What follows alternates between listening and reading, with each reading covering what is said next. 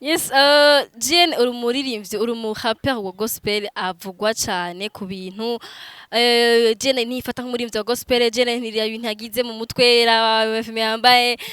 iyo uciye ngizite nkakumva barabivuze urayumva gute. Je nta na kimwe yo ni opinion na Yesu baravuga ati ryakoreshwa n'amashetani kiretse jewe urumva babivuze ni kawaida ni opinion ariko babivuze cumenya yuko uri giti kuko igiti kitama ntibagitera kwa mabuye.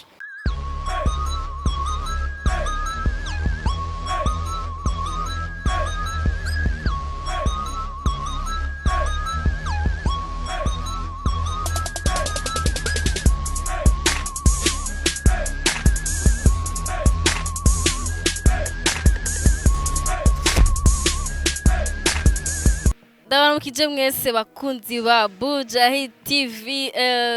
ndashimira mwe mwese bafana bari fidèle mwe mwaba muri notification kugira ngo mushobore kuraba emission yacu ni ibintu vya danger sana turi kumwe n'umuririmbyi wa gospel ni GN LFLS like father like son GN ndakuramukije cyane Ndabaramukije cyane namwe. GN wahinduye look why Luke kwihindura ni kawaida hari igihe umuntu abashaka kwimusha hari igihe umuntu abashaka ndazi and naya marori yawe sindamenyereye amenyera yandi agezweho ariko yamenga ni yandi y'abakora ibyo gusudira exactement arumva nivyo nyene it's about look urayadapta ku bantu nawe muri sita ndabizi ni uzoba wambaye nanjye barambaye aya yiwowe abantu basudira donc ushaka kugira automotive cyane gose no sega ni influence okay Zora ejo bigejo ntozoyambaye zoba babirabiye kuri GN cyane. Yes GN afite indirimbo nshasha yitwa Esther. Shaka tubwire byinshi kubyerekeye indirimbo cyambere nuko nabonye indirimbo nziza indirimbo nziza ku buryo bw'amashusho ama audio ariko shaka tubwire why washwazisha kugira ngo uyite indirimbo Esther tayise Rusi cyangwa uyite ahandi mazina muri Bible. Nahise Esther kubera ari histoire iri novuga iri specifique nyene muri Bibiliya amazi gusoma Bibiliya cyangwa abasanzwe basoma Bibiliya barazi inkuru ya Esther ngene vyagenze umugore yari yatowe mu bandi bakobwa kugira ashoye kuba umwamikazi w'umwami we w'i Babuloni navyumva uwo mwami yari afise umugore yitwa Vashti hanyuma Vashti arakorogana baramwirukana ibwami hanyuma bisaba yuko Esther aza rero ikintu ki specifique kuri we ni kubera yagumye ari naturel ariko abandi bose barabagiriye ama makeup ariko niwe yaruhiye gutogwa. Yes ari bon uvuze muri Bible hanga abazina y'abakobwa benshi canke abantu bagiye batoranywa mu bandi bon baca bafise ingiso nk'izo numvise mu ndirimbo yawe shaka kumenya ikintu gitandukanye n'abandi bakobwa tuzi muri Bible nkaba Naomi nkaba Rusi n'abanyene n'abantu bavugwa neza muri Bibiliya bari bafise imico myiza bari naturel ariko wowe waciye utora Esther kubera iki Esther natoye Esther kubera hariho amakritere yiwe novuga kubera mu muziki wanje ndavuga muri indirimbo nyene ndavuga hano ko nshaka umukobwa asenga Imana yubaha Imana kandi atirukira amahera rero hariho kritere imwe kuri Esther harashitse igihe yarabaye umwamikazi kubera icyambere bomenya kwanza Esther yari umuyahudikazi donc yari umuntu muri Israel oriko ico gihugu bari Babuloni no kuvuga ntiyari anemerewe no kuba umugore donc w'umwami ariko rero amubaye harashika igihe aba obligé yo kuvugira ubwoko bwiwe ariko ubwoko bwa Israel rero urumva yari mu mwanya wo gushobora gutakaza position yiwe donc akatakaza amahera ariko kubwo ico Imana yari yamubwira yamushize ku mutima ubwoko bwiwe kubwo yagenda kubwira umwami ati je nshaka ko ubwoko bwiwanje ubwepanya donc bashira iruhande ntubice orike itegeko yari ryo kubica bose rero nico gituma nacaguye Esther kuko hariho amakritera amwe kandi yari umukobwa aciye ubwenge cyane kandi yubaha Imana kandi ari naturel nasulinye ari naturel uri kuruviza indirimbo urabitahura pana wa muntu mubonanye uno munsi neje usanga gumahinduka na hirya yeje ukamenya umuhura n'abantu batandukanye abyutse muhuriye muri ville no mwikato gasanga guma acu bitahura. Yes Jane officer girlfriend ni warabaye motive kuri girlfriend kugira ashobora kwinda indirimbo yise ninde yakubwiye ko ndamufise girlfriend uramufise ubizi gute ndabizi wabibwiwe nande cyangwa wamuhevye yaguhevye niburi kurakikani kubaho arashaka kubahara ariko we wabimenye gute ko hari ni kora ko ndabizi ko hari Jeff sama etape mu gukunda barabizi hariho turashaka gukundana hamwe kandi no kuba bikaba official bitaraba official urumva we ubimenya gute Okay, jere ni kubera ko nshobora kuba ncengetera canke nzinzi udukuru twinshi ushobora kuba wahishije abandi ndabizi ko umufise rero ikibazo nakikubajije kugira usohore Esther ntiba wari refeye kuri we canke ari we yaguhaye motivation. Oya iyo ndirimbo nibaza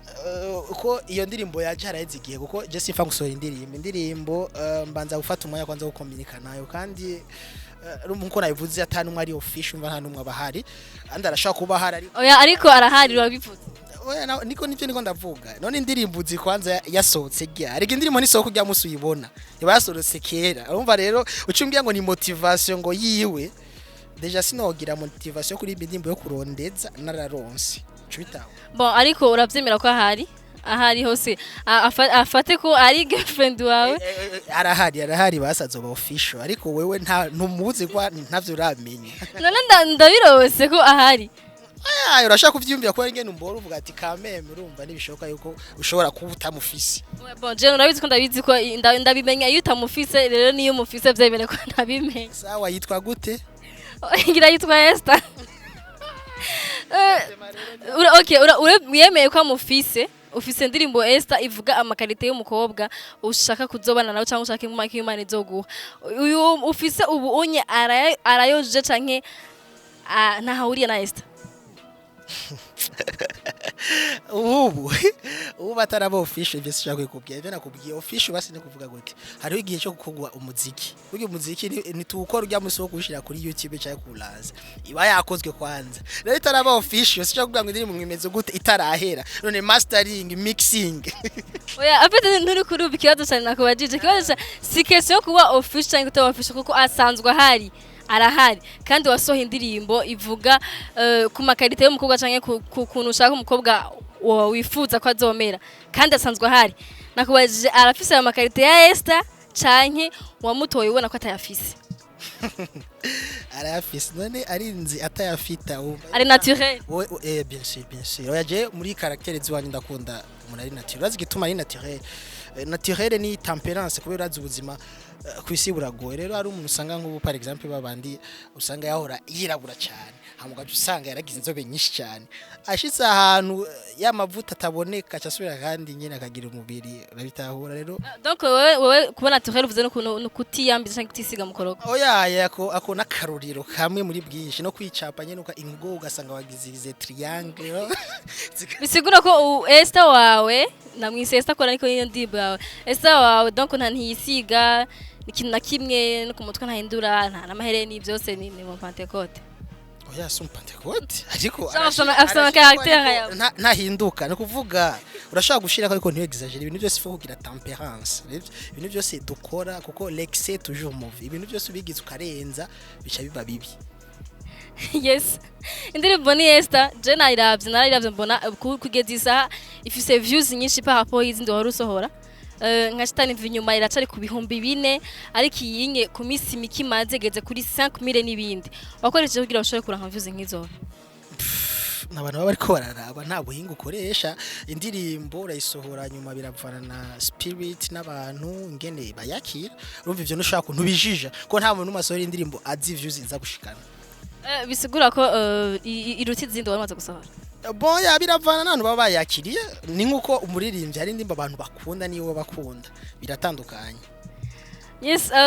Jane uri umuririmbyi uri mu rapper wa gospel avugwa cyane ku bintu Jane nifata nk'umuririmbyi wa gospel Jane ntiriya bintu yagize mu mutwe FM yambaye iyo uciye ngizite nkakumva barayivuze urayumva gute Jena na kimwe yo ni opinion na Yesu baravuga ati byakoreshwa n'amashetani kiretse jewe urumva babivuze ni kawaida ni opinion ariko babivuze cumenya yuko uri giti kuko igiti kitama niba gitera kwa mabuye yes Jena kanda gushimira kukanya duhaye ko watwakiriye hano dukoreye emission kuri studio yawe merci beaucoup nzeko n'ikindi gatuzokora cyane gose murahawe ikaze merci beaucoup kuba kunzi wa Buja TV waravye emission yose ukayiheza uri umuntu wa danger vyatari ndiyozira ko dusubira mu kindi kiganiro gikurikira ciao ciao